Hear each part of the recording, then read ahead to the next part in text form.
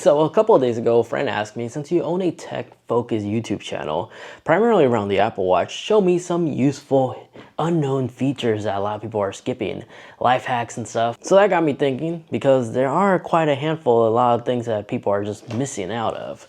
For example, if you use the loop band, if you need to properly secure your Apple Watch, whenever you're working on an engine bay or working on a place that has like a tight space, it's wise to take off your Apple Watch to actually fit your arm in there, right? Well, when you store it away, what I like to do is use the solo loop band and just wrap it around the display. This way the screen is also protected, and put it in my pocket. A lot of people don't use that. That's one of the cool things about the loop band. And then for number 2 is alarms. If you're like me, you have a bunch of alarms, especially on your Apple Watch. And when they go off, they stay there. You can re-enable it and that's it. If you like to delete this long list, some people may think that the only method to do this is to go in and delete them one by one. No, there actually is a faster process. Just use Siri. Ask Siri to clear all these alarms. You'll get the screen and confirm, and boom, they're all gone. Now when starting your workout, a most common feature that I like to feature is the bypass the 3-second timer, so you can immediately start tracking your workouts. Well, aside from that, a lot of people always forget that we have the ability to customize these workouts. One of the most useful ones that I personally like doing is allowing it to give me a notification when a certain goal is accomplished. As an example, I like to do a cardio workout on the elliptical for 15 minutes. That's basically how I warm up. And instead of constantly looking at the timer on the elliptical itself or on my Apple Watch, I could have it so my Apple Watch can actually give me a haptic feedback and tell me that 15 minutes has gone by. So to enable this, just do this and then set it to your timer preference of choice, hit done, and you're good. Now whenever you start that workout and you're past the 15 minutes, it will give you a haptic feedback, giving you the heads up that 15 minutes has gone by. And I prefer doing this than having to look at my screen multiple times and make sure I'm on track. Now the stopwatch is useful as well because there actually is 3 different themes you can choose from. Aside from the traditional stopwatch that you see right here, if you're like a runner, you're trying to track a graph of how your performance is, like how you're doing in overall performance and lap times, this one over here actually does give you a live graph as you progress. But if you like a simple list layout, this final one over here will actually give you your best results right here. All nice and listed, easy to read, and very useful. Forgotten one that I haven't seen anybody cover for the longest time.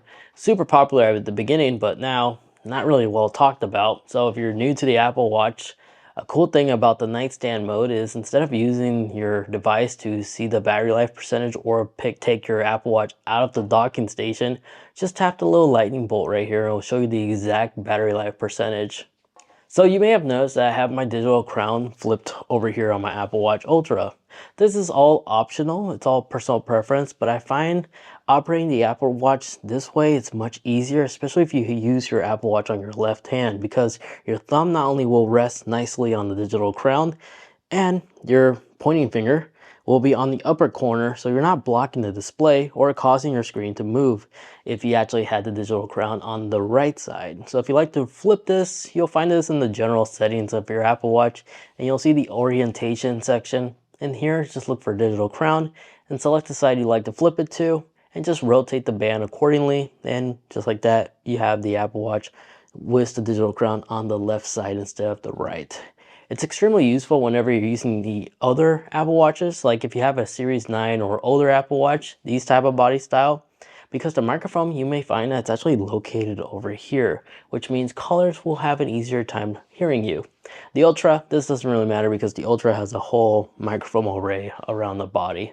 Now since we're talking about phone calls, whenever you receive a phone call and you don't have your phone on you, or you can't answer the phone call but you don't want that person who's calling you to go strictly to voicemail, what you can do is select this option right here that allow your Apple Watch to send that phone call to your iPhone, but will put them on hold. So when you're ready to answer and pick up the call, you can just slide and you'll be able to pick up that call without them being sent to voicemail or having you call them back later. That's a little cool forgotten feature right there.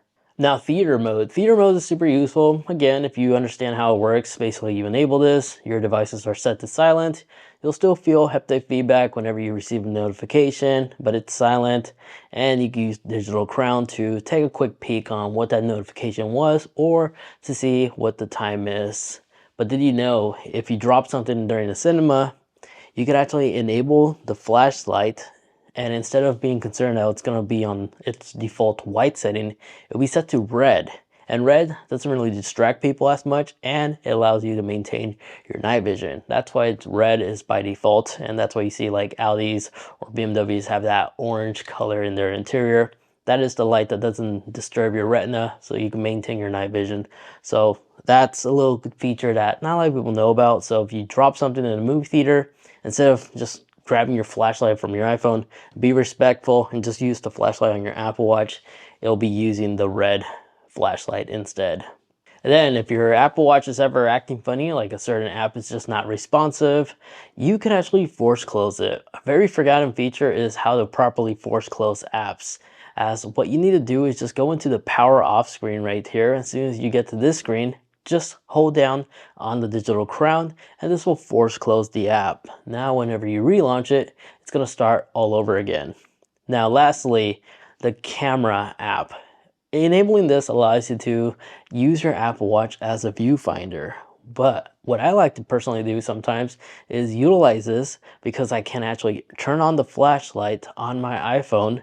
So if I'm working in like a tight place, an engine bay as an example, and I need to use this as one of those professional shop like camera scopes, I can just utilize my iPhone if I can to really take a quick peek on what's going on if something's connected and just use it for mechanic work. So that's a little cool little hack right there. In addition to that, I have seen people use this as a baby monitor for temporary needs. So you could just rest your phone next to your kid, make sure it's on silent of course, or focus mode, and just monitor your baby and making sure they're sleeping well, all off your Apple Watch. So that's a nice little hack right there. And just like that, now you know 10 amazing, I guess, useful hacks, useful features, whatever the title of this video is, that's not really well known or well used I've seen, or even talked about in general, especially here on YouTube. So if you got some good useful information out of this video, make sure to leave this video a like, because that's a great way to like tip me, I guess. It's like tipping your server, but it also allows others to also see this video and also get this useful information that they can use day to day with their device. So you'll help out others by just hitting that like button. Subscribing, that's your call. I'm not going to force you to do that.